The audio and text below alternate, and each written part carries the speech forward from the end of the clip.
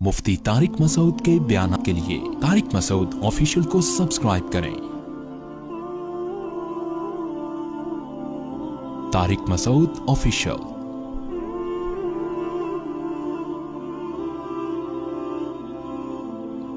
आप सल्लल्लाहु अलैहि वसल्लम का गुजर दो कब्रों के पास से हुआ।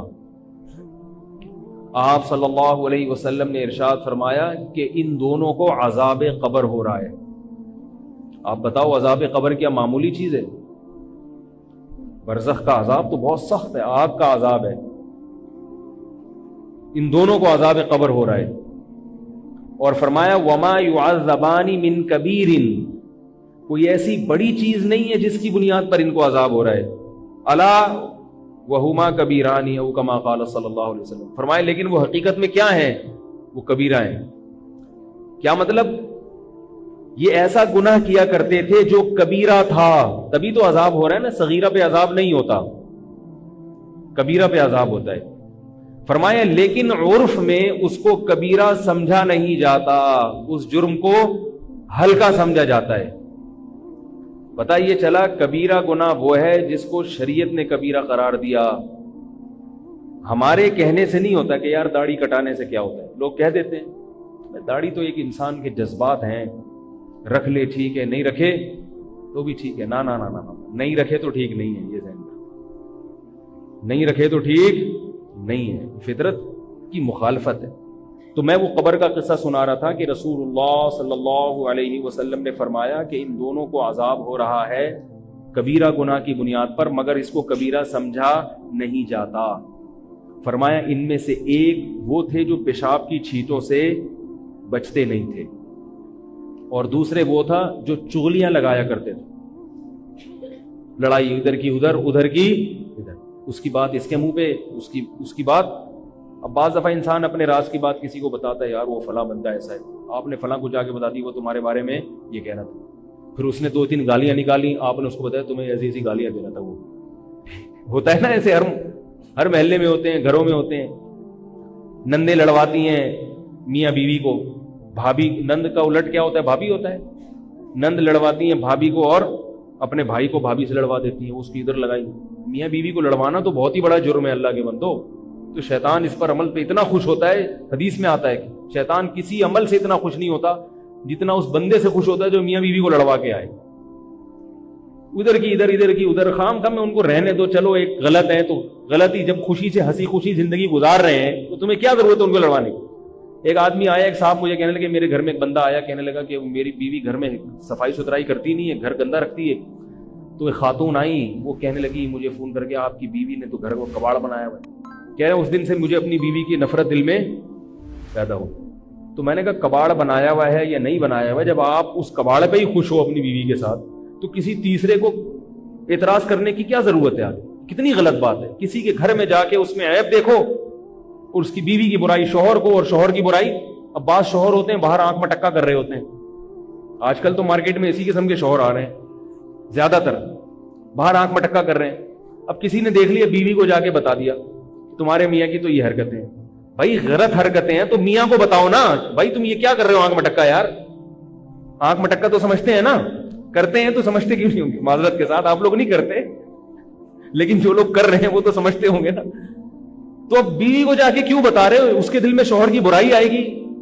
भाई उसको तो ये बताओ तुम्हारा शौहर बहुत अच्छा है, ताकि उसके दिल में मोहब्बत हो। अगर वो गलत है, तलाक के बाद क्या होगा? क्या ऐसा अच्छा शौहर मिल जाएगा? अभी तो आंख मटक्के वाला मिला है, अभी दूसरा वो इससे भी बड़ी फिल्म होगा, वो पता नहीं क्या निकले, और घर बच्चे रुल जाएंगे, बड़ी मुसीबतें खड़ी हो जाती हैं। तो चुगलियां लगा के दोस्तों में लड़ाइयां पैदा करवाना, इमाम मस्जिद को मुख्तदियों से बदगुमान करना, मुख्तदियों को इमाम से बदगुमान करना, कमेटी को इंतजामिया को इमाम से, इमाम को इंतजामिया से। हर आदमी एक दूसरे के खिलाफ लड़वा रहा है एक दूसरे। मोहब्बत की बातें कम हो रही हैं, लड़ाई की बातें, भाई भाई को लड़वाया जा रहा है, बहन बहनों को लड़वाया जा रहा है, सब पता नहीं हम बचे हुए कैसे। इसी तरह याद रखो, हुकूमत को आवाम से लड़वाना, आवाम को हुकूमत से लड़वाना, ये भी गलत है। ये बात याद रखो, इस वक्त इस्लामी मुल्कों में जितने भी हुक्मरान हैं, करप्ट भी क्यों ना हो, लेकिन उन करप्ट हुक्मरानों का भी रहना ना रहने से बहरहाल बेहतर है।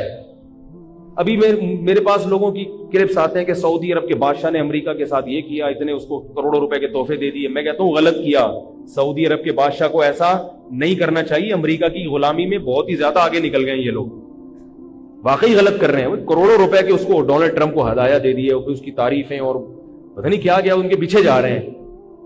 لیکن اس کے باوجود اگر سعودی عرب میں وہاں حکمرانوں کے خلاف قوم کھڑی ہو گئی تو اس کا فائدہ نہیں ہوگا، اس کا نقصان ہوگا. اس کا نقصان ہوگا. سعودی عرب ٹوٹ جائے گا، یہاں روافظ کا قبضہ ہو جائے گا، حرمین ہمارے ہاتھ سے نکل جائے گا، بڑے خطرات ہیں. تو بھائی ٹوٹنے نہ دو کسی چیز کو، بھائی جیسے تیسے ہیں، بس زبان کی حد تک اعتراض. بھائی سعودیہ کے بادشاہ کو ایسا نہیں کرنا چاہیے تھا، لیکن بہرحال رہنے دو. کیونکہ ابھی وہاں اگر جمہوریت آئے گی تو لائے گا کون اور کس کی مرضی کا آدمی آئے گا؟ افغانستان میں جمہوریت ہے، نام کی ہے، بیٹھے ہوئے کس کے چمچے ہیں؟ امریکہ کے چمچے بیٹھے ہوئے، اور افغانستان کا بیڑا غرق کرتے چلے جا رہے ہیں. کھائے جا رہے ہیں افغانستان سے، پتہ نہیں کیا کیا دھاتیں نکال رہے ہیں. لیبیا میں قذافی کو اتروا دیا یہ کہہ کے کہ ظالم میں تھا. وہ ظالم میں مانتا ہوں، لیکن جیسا بھی تھا بہرحال اس کا ہونا نہ ہونے سے بہتر تھا. اس کی حکومت گئی ہے، لیبیا کے سارے وسائل پر اسلام دشمنوں کا قبضہ ہو گیا.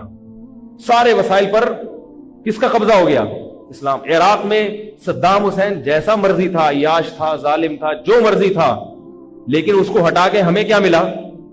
کیا خلافت قائم ہو گئی وہاں پہ؟ بولو بھائی. سارے وسائل کس کے قبضے میں؟ اسلام دشمنوں کے قبضے. وہ تیل کے کنویں بھر بھر کے لے رہے ہیں، اتنا انہوں نے تیل جمع کر لیا، موجہ ہی موجہ، اور ہم یہاں بیٹھے ہوئے ہیں. او بھائی جو تو حکمرانوں کے خلاف عوام کو ایسا کر دینا کہ وہ تلوار لے کے ان کے خلاف کھڑے ہو جائیں. ہاں زبان سے جہاد ضروری ہے، ان کی غلط پالیسیوں پہ ان کو ٹوکنا کہ یہ غلط ہو رہا ہے، یہ صحیح ہو رہا ہے، یہ تو ضروری ہے، کیونکہ یہ ورنہ یہ بالکل ہی آؤٹ آف کنٹرول ہو جائیں گے. لیکن ان کے خلاف اگر لڑو گے تو نتیجہ کیا نکلے گا؟ تمہاری رہی صحیح قوت بھی ختم ہو جائے گی. تو نہ لڑو، محبت میں پیدا کرو گھروں میں بھی. تو نبی صلی اللہ علیہ وسلم نے فرمایا ان دونوں کو عذاب کیوں ہو رہا ہے؟ کبیرہ گناہ کی وجہ سے. ایک پیشاب کی چھینٹوں سے نہیں بچتے تھے اور دوسرے چغلیاں. اور پھر آپ صلی اللہ علیہ وسلم نے شاخ رکھی ہری، فرمایا جب تک یہ ہری ہے لعلہ یخفف عنہما، شاید ان پر عذاب کم ہو جائے. تو اب یہاں ایک بات ہے، یہ یاد رکھو، قبروں پہ ہری شاخیں لگانا جائز نہیں ہے.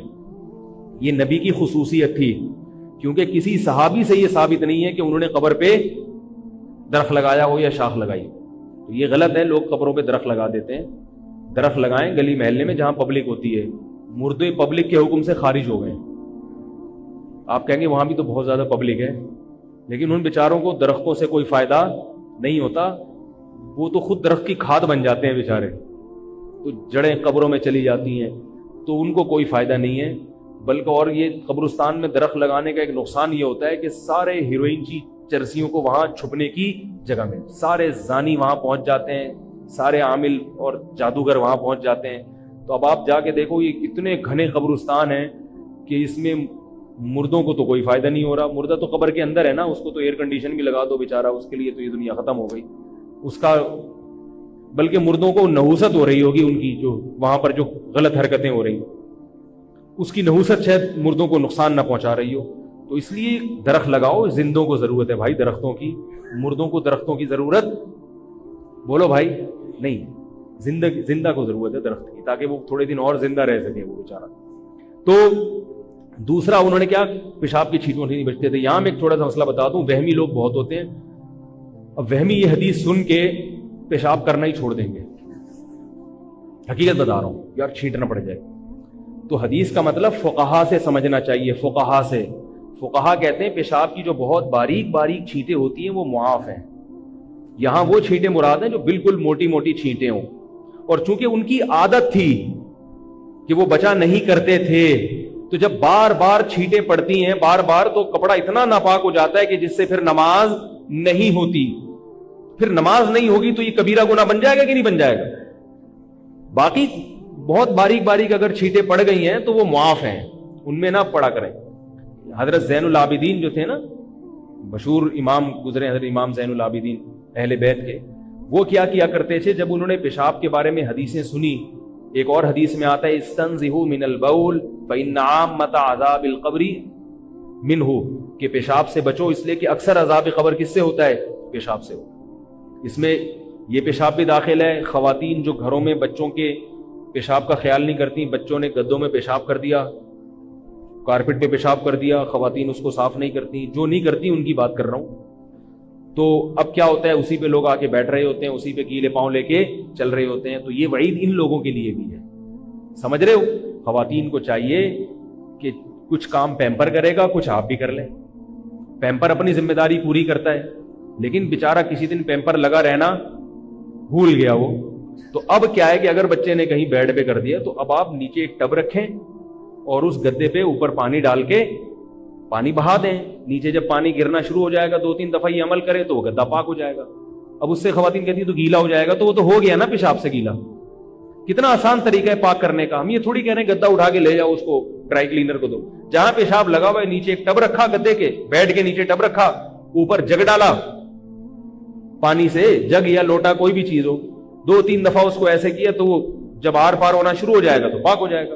کارپٹ پہ اگر پیشاب ہو گیا ہے, کارپٹ کو نیچے سے آپ لے جائیں, کوئی ٹب رکھ دیں کارپٹ کے نیچے, اوپر اس کے پانی ڈالیں, تو وہ پانی جب نیچے بہنا شروع ہو جائے گا تو کارپٹ کیا ہو جائے گا, پاک ہو جائے گا. کیا خیال ہے. پلاسٹک پہ اگر پیشاب ہو گیا ہے, پلاسٹک ہے اس پہ اگر پیشاب کر دیا ہے تو اب اس میں نیچے گدا وہ نہیں رکھ سکتے ٹب, تو اس کا طریقہ یہ ہے کہ پوچھا لیں, اسے اس پیشاب پہ خشک کریں, پھر اس پوچھے کو پانی سے دھو کے نچوڑیں, پھر دوبارہ اس پیشاب پہ 3 دفعہ یہ عمل کریں گے تو پلاسٹک کیا ہو جائے گا, پاک ہو جائے گا. اور اگر سیمنٹ کا فرش ہے اس پہ پیشاب ہو گیا تو جب تک گیلا ہے ناپاک ہے, جب وہ سوکھ جائے گا تو خود بخود بول لو بھائی پاک ہو جائے گا. کیونکہ سیمنٹ میں چونا ہوتا ہے, وہ جراثیم کو خود بخود ختم کر دیتا ہے. پھر بھی بہتر ہے کہ اس کو دھو لیں.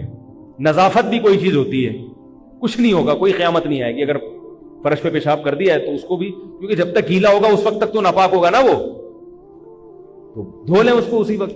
تو تھوڑا سا کام کر لینے سے صحت بھی اچھی رہتی ہے, بچے بھی پاک صاف رہتے ہیں, اور عذاب قبر سے بھی حفاظت ہوتی ہے.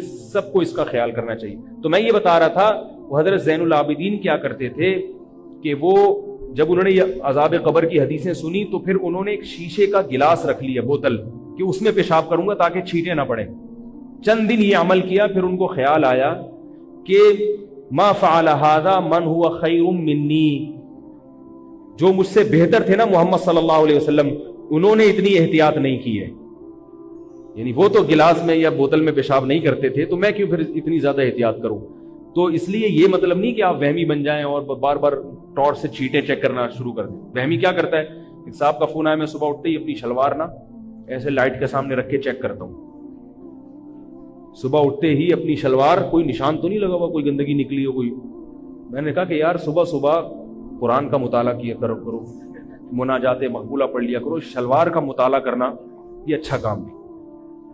کیا خیال ہے, صبح صبح اٹھ کے شلوار اسٹڈی ہو رہی ہے, تو باقاعدہ اسٹڈی ہوئی نا, شلوار پڑھی جا رہی ہے باقاعدہ. شلوار میں PhD ہو جائے گی 1 سال کے بعد, اتنا ماہر ہو جائے گا. تو چھوڑ دے کیا گندی حرکتیں. اگر نجاست نظر آ رہی ہے دھو, تو نہیں آ رہی تو بس نماز پڑھو جا کے, اڑ کے جو دیکھنا شروع کر دینا, کوئی لگا تو نہیں ہے. اتنا نہیں بنایا شریعت نے مکلف, یہ وہمی اور پاگل ہونے کی علامت ہوتی ہے. تھوڑا سا احتیاط کر لو بس, یہ ضرور. تو بات میں جلدی سے سمیٹ کے ختم کرتا ہوں. تو وہو العزیز الغفور, اللہ زبردست غالب ہے اور اللہ خوب مغفرت کرنے والا ہے ان لوگوں کی جو توبہ کرنا چاہتے ہیں. تو میں یہ عرض کر رہا تھا کہ کبیرہ گناہوں میں داڑھی کاٹنا بھی ہے, لیکن علماء اس کو زیادہ اس لیے بتاتے کہ بہت سے لوگ کاٹ رہے ہیں, لیکن ہے بہرحال کبیرہ گناہ. تو ہمت کر کے رکھنا شروع کر دیں, سمجھ رہے ہو. اور سب سے بڑا کبیرہ گناہ تو کیا ہے, نماز کا قضا کر دینا. اور حقوق العباد میں سب سے بڑا کبیرہ قتل کرنا انسان کو, اور والدین کو ستانا. یہ اکبر الکبائر ہیں, یعنی کبیرہ میں بھی جو بڑے کبیرہ گناہ ہیں. تو ہمیں, ہماری ذمہ داری ہے ہم گناہوں سے توبہ کریں اور فرائض اور واجبات کو آسان طریقے سے پورا کریں. یہ پورے اسلام میں داخل ہونا پڑے گا. پھر کوئی کوتاہی ہو تو اللہ سے توبہ کر لیں, پھر دوبارہ کوتاہی ہو جائے پھر توبہ کر لیں, پھر کوتاہی ہو جائے پھر توبہ کر لیں. یہ طریقہ رہے گا پھر اللہ تعالیٰ کے وعدے ہیں, اللہ تعالیٰ کی طرف سے خوشخبریاں ہیں. نہیں تو پھر خوشخبریاں نہیں ہیں. یہ ہماری غلط فہمیاں ہیں جن کو ہم خوشخبریاں سمجھیں. اللہ تعالیٰ ہم سب کو صغائر کبائر گناہوں سے بچنے کی توفیق عطا فرمائے.